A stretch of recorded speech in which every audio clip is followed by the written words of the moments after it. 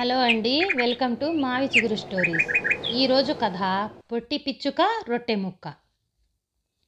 ఈ కథ మొదలుపెట్టే ముందు ఈ ఛానల్ని కొత్తగా చూసేవాళ్ళు, ఇంతవరకు సబ్స్క్రైబ్ చేయని వాళ్ళు సబ్స్క్రైబ్ చేసి సపోర్ట్ చేయండి. ఇంకా కథ మొదలు పెడదాం. అనగనగా ఒక ఊర్లో ఒక పొట్టి పిచ్చుక ఉండేది.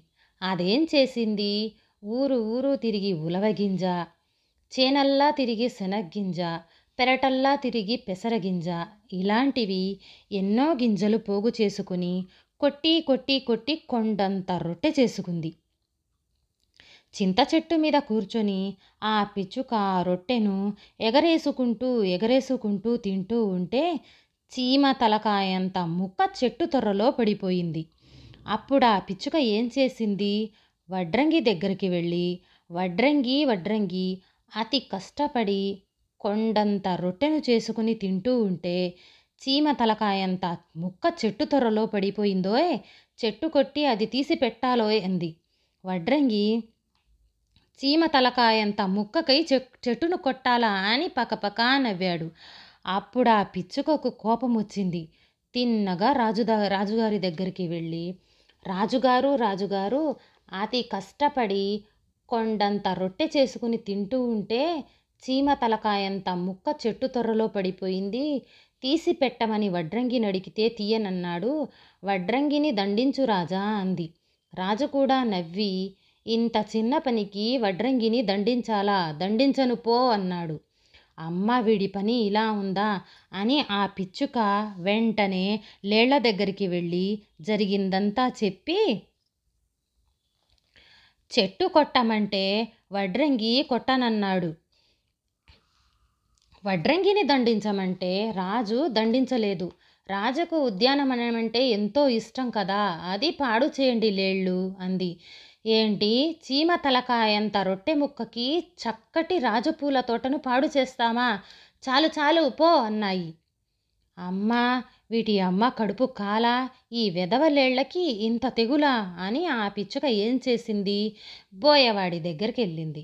బోయవాడు చీమ తలకాయంత రొట్టె ముక్క చెట్టు తొర్రలో పడిపోయింది, తీయమంటే వడ్రంగి తీసాడు కాదు, వడ్రంగిని దండించమంటే రాజు చెయ్యలేదు, రాజు పూల తోటను పాడు చేయమంటే లేళ్ళు పాడు చెయ్యను లేదు, లేళ్ల కాళ్ళు విరక్కొట్టు బోయవాడు అంది. ఇదంతా విని బోయవాడు, ఈ పాటి భాగ్యానికి చెంగు చెంగు అని గెంతే లేళ్లను కాళ్ళు విరక్కొట్టమంటావా? బాగానే ఉంది, వెళ్ళు వెళ్ళు అని పంపించేశాడు. దానికి పిచ్చెక్కి కోపం ఎక్కువైంది. ఎలుక దగ్గరికి వెళ్ళి, ఓ ఎలుక ఎలుక, ఓ సహాయం చేసి పెట్టాలి నాకు. చీమ తలకాయంత రొట్టె ముక్క చెట్టు తొర్రలో పడిపోతే తీయమంటే వడ్రంగి తీశాడు కాదు, వాణ్ణి దండించమంటే రాజు చేశాడు కాదు, రాజుగారి పూల తోటను పాడు చేయమంటే లేళ్ళు చేశాయి కాదు, లేళ్ల కాళ్ళు కొట్టమంటే బోయవాడు విరక్కొట్టనూ లేదు, బోయవాడి చెప్పులు కొరికి పాడు చేయవా ఎలుక అంది. ఎలుక కూడా నా వల్ల కాదు పొమ్మని అంది. అమ్మ, దీని మొహం మండ, దీనికింత గర్వమా అని పిల్లి దగ్గరకు వెళ్ళింది. పిల్లి బావా, చీమ తలకాయంత రొట్టె ముక్క చెట్టు తొర్రలో పడిపోతే తీయమంటే వడ్రంగి తీసేవాడు కాదు, వడ్రంగిని దండించమంటే రాజు చెయ్యను లేదు, రాజు పూల తోట పాడు చేయమంటే లేళ్ళు చేయలేదు, లేళ్ల కాళ్ళు కొట్టమంటే బోయవాడు విరక్కొట్టనూ లేదు, బోయ చెప్పులు కొరకమంటే ఎలుక కొరికింది లేదు, ఎలుకను వేటాడు పిల్లి అంది. నాకిప్పుడు చాలా పనులున్నాయి, ఇదేనా పని ఏంటి అని పిల్లి వెళ్ళిపోయింది. అయ్యో, దీని దర్జా మండా, ఉండు దీని పని పడతాను అని తిన్నగా అవ్వ దగ్గరికి వెళ్ళింది. అవ్వా, చీమ తలకాయంత రొట్టె ముక్క చెట్టులో పడితే వడ్రంగి తీయనూ లేదు, రాజు వడ్రంగిని దండించాడు కాదు, రాజుగారి పూల తోటను లేళ్ళు పాడు చెయ్యనూ లేదు, లేళ్ల కాళ్ళు బోయవాడు విరక్కొట్టనూ లేదు, ఎలుక బోయ చెప్పులు కొరకనూ లేదు, పిల్లి ఎలుకను వేటాడనూ లేదు, పిల్లి మీద వేడి వేడి పాలు పొయ్యవ్వా అంది.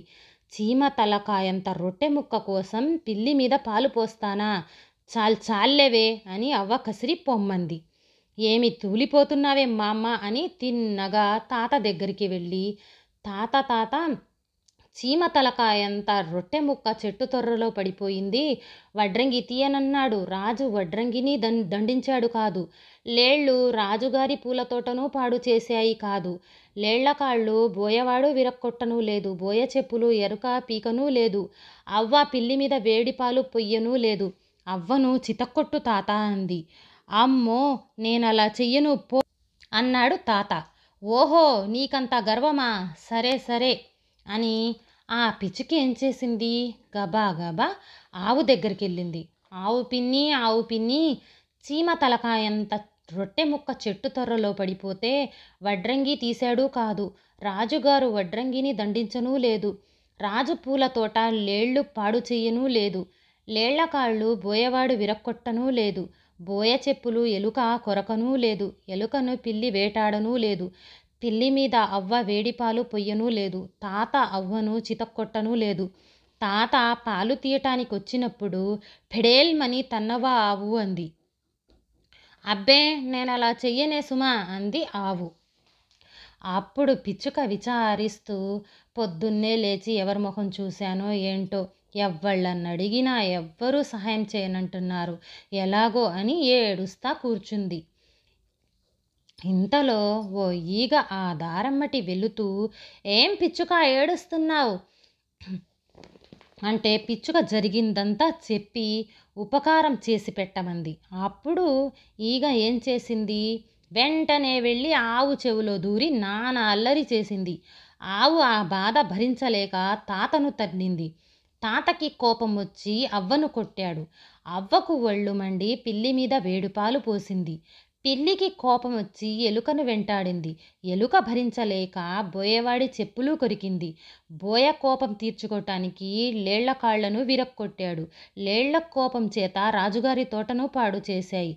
రాజుకి బుద్ధి వచ్చి వడ్రంగిని శిక్షించాడు. వడ్రంగి చచ్చినట్టు వచ్చి చెట్టును నడికి తొర్ర తవ్వి ఆ చీమ తలకాయంత రొట్టె ముక్కను తీసి పిచ్చుక చేతిలో పెట్టాడు. పిచ్చుక మళ్ళీ ఎగరేసుకుంటూ ఆ రొట్టె ముక్కను కమ్మగా ఆనందంగా తిన్నది. ఈ కథ నచ్చితే లైక్, షేర్ చేసి సబ్స్క్రైబ్ చేయండి.